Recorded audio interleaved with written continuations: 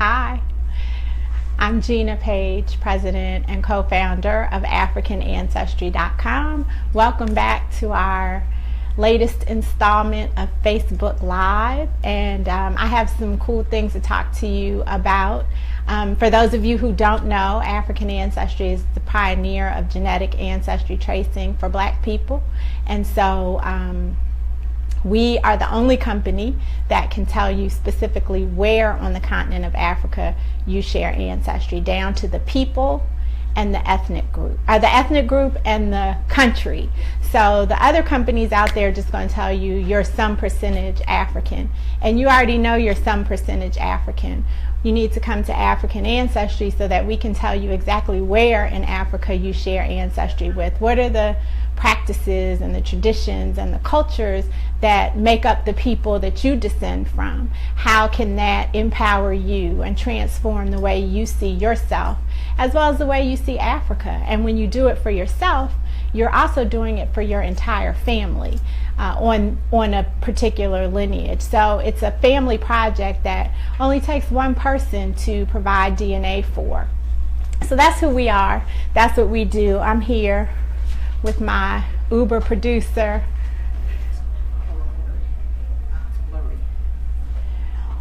my super producer, Ty Brooks, and I think that we're kind of blurry. So should we wipe the camera off? You think that's what it is?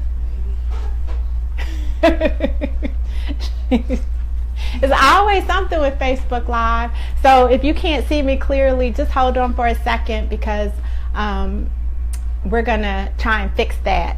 We have a new phone that we're using, and so maybe that's why. Anywho, so what do I want to talk to you about today? I live in DC. Our company is based right outside of DC in Silver Spring, Maryland, and there's been a lot of talk on social media about the missing girls. And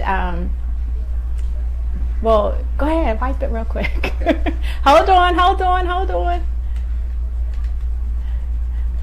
right, hopefully that's better. I don't know. That's the best we can do for right now. But there's been a lot of talk about missing Black girls. And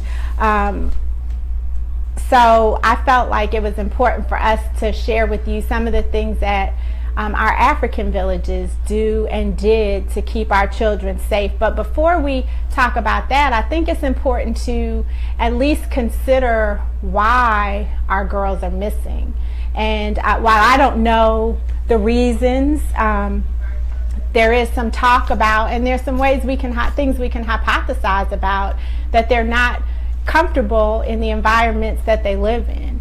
And so if we think about that just as a general umbrella, I think it forces us to explore what we can do to try and help our girls feel more comfortable. And it ranges from little things to big things. I went online and did a cursory search of some of the organizations out there across the country that provide a safe haven for our girls in atmospheres in which they can learn and grow and celebrate being who they are. There's an overall blackandmissinginc.com.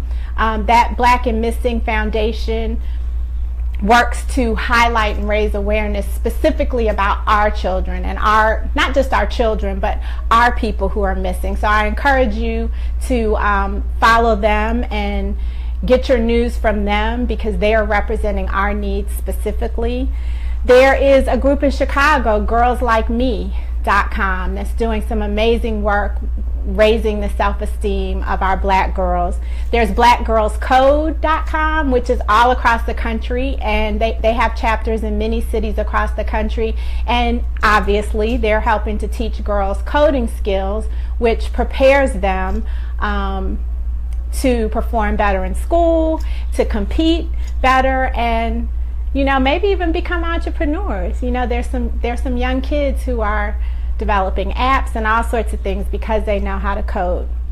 Down in Richmond, there's girlsforachange.org. Angela Patton has been running that organization for 13 years. So we'll put all these resources in the link or in our post below when our Facebook Live is over. But I encourage you to check them out. And then Kimberle Crenshaw, who's a well-known law professor and social activist, she has a book called Black Girls Matter, Pushed Out, Overpoliced, and Unprotected. And I encourage you to read that book to understand some of the issues, to look at what the policy issues are, and just familiarize yourself. There's a way that you can make a difference in an at-risk young person's life, and I really hope that you'll do that. If we look at what happens historically in our villages and communities, there's an extended family structure, right? And so the entire family takes responsibility for rearing and making sure that our kids are safe. And then, of course, there's that old adage, it takes a village to raise a child. So it's not just the family's responsibility, but it's the responsibility of the entire community. I think that clearly we've lost some of that, just given the way that society has evolved, but that doesn't mean that we can't get back to that. If we each just decide to kind of look out for one young person, I think that would make a huge difference. And then there are rites of passage trainings or I don't even know if it's training, rites of passage programs that our young people go through in so many communities in Africa. We know a lot about the Sandy and Poro societies in Sierra Leone, specifically because that's a country that many of the people who take our test share ancestry with. But there are rites of passage programs all around the United States, particularly in our major urban metros. I spoke last year at a rites of passage program in Canada, in Toronto, Canada, and there were people there from Cleveland and other parts of Ohio that do rites of passage training. Shout out to Qua David Whitaker in Cleveland. And then we have them here in DC. They're everywhere. And so that's something that you can research too, to help make a difference in the lives of our young people. So we're closing out March. We've been very busy. Usually March is a time to slow down after Black History Month, but we've been on the road, and it seems like March has been a faith-based focus for us. So last week I was in Pleasantville, New Jersey, just outside of Atlantic City, where I revealed the ancestry of their pastor, Willie Francois, at the Mount Zion Baptist Church in Pleasantville. And he's a young, dynamic pastor from Morehouse, and I think all pastors must have gone to Morehouse. I don't know. It seems like everywhere I go, there's a pastor who was trained at Morehouse. And Harvard Divinity School. We traced his maternal ancestry to the Bubi people living on Bioko Island, which is just off the coast of Equatorial Guinea and Cameroon, as well as the Tikar people living in Cameroon today. And the Tikar are known as the artists and the artisans of that community. I think it was quite fitting. And then he was really believing that his ancestry was Angolan. He didn't know why, but that's just what he was feeling in his spirit. So I was hoping for Angola for him on his paternal line, but it actually went back to Burkina Faso among the Nuna people. And so he has a lot of research to do to explore the peoples and the cultures that he shares ancestry with. And it was an honor to be able to partner with that church, as it is with all of the churches that we work with, to help raise awareness of tools that you can use to help bolster your identity. You know, as Black folks, there's an assault on our identities every day, and we're working from a deficit because we don't know where we're from. And that's why AfricanAncestry.com is here to help you understand where you're from so that you can better understand who you are. This past weekend, I was in Chicago with the United Methodist Church, Northern Illinois Conference, Chicago Southern District. They're led by Reverend Jacques Conway, and we kicked off a huge program that is the first of its kind. So the entire Chicago Southern District is going to have the opportunity to take an African ancestry test kit, or 2 or 3, and as a group. They're going to have community swabbing days within the different churches in the region, and they're inviting their friends and their family members to participate, as well as other churches. And then we're going back in July for a big community reveal ceremony. So there are going to be hundreds of people who find out where their ancestry is from, specifically members of the United Methodist Church community, and we're really excited about that. Shout out to Reverend Conway for having the vision to make this possible for the members in his district. So Chicago will be there. We'll be back there in July. And then on Sunday, I'll be at the Atlanta Masjid. And that is almost like home when I go to Atlanta. We go there every year, and we reveal the ancestries of some of the imams. This year, we're going to be revealing the ancestries of some other members at the masjid. And so I'm looking forward to that. I always get a little nervous that my head wrap isn't as fly as some of those women, because those sisters are serious with their head wraps, but I work it out. The first time I looked crazy. I had on this big pink scarf. I looked like a pink bobblehead, but I've gotten much better as time goes on. So, if you'd like for us to come to your church, we have great programs where we make discounted test kits available to you as a church community. If there are a certain number of people that participate, we can actually come out and facilitate the swabbing for you, make sure that everybody's doing it right, and then come back and do a big reveal ceremony so that you guys can understand your identity, not just within your faith community, but also your African identity. So just give us a call, shoot us an email if you want some more information about how we can work with your faith-based organization. And then the last thing I want to share with you is that it's fair. Oh no, you know what? I forgot somebody. We'll go back to her. It's family reunion time. And most people are having their family reunions June, July, August. So now is the perfect time to get ready with your African ancestry test, to take the results and share them at the reunion. And our Uber producer, Ty Brooks, has put together a family reunion package.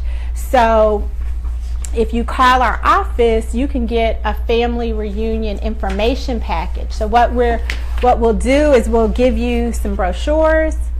So you get however many you need, let's say 25 brochures.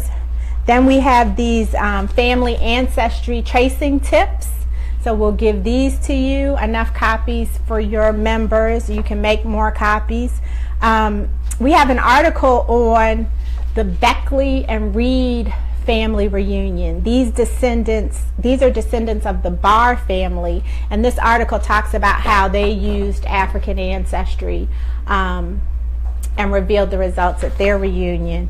And then we also have an African ancestry family tree worksheet. So you can use this to figure out which person in your family should take the test in order to give you results for whoever you're celebrating during the family reunion. So if you're celebrating your mother's father's father, then we'll tell you who the person is to take the test for that. And then we have a couple of other things that are not free, they're for purchase, but we have our mem cards. And so these are a great tool for the young people, or even just for the older people, to learn more about African ancestry tracing for Black folks. And we also have a journal, an African ancestry journal. And so you guys could maybe have everybody write down their thoughts about what getting their ancestry revealed to them, or how that made them feel during the reunion, and have this be a keepsake that can be shared at future family reunions. So there are a lot of tools that we have available for you to make your family reunion the best one. You know, each coordinator wants to do it much bigger and better than the person last year, and AfricanAncestry.com tests are a good way for you to make your reunion stand out. So I was talking about our missing children and the importance of understanding why our children may be going missing, so that we can then take the right steps to help stem the tide and make a difference. And I mentioned some websites that you'll see listed below, and there's one sister here in DC. I specifically wanted to have DC and then left it out,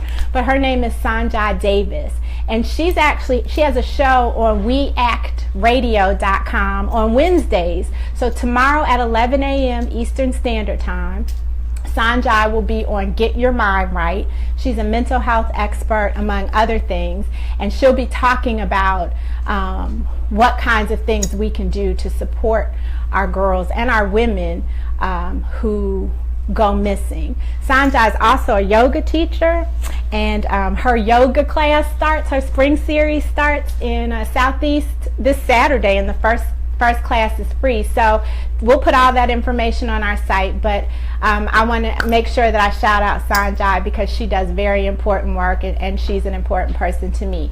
So that's the African Ancestry Facebook Live Roundup for this is the last one in March, huh, Ty?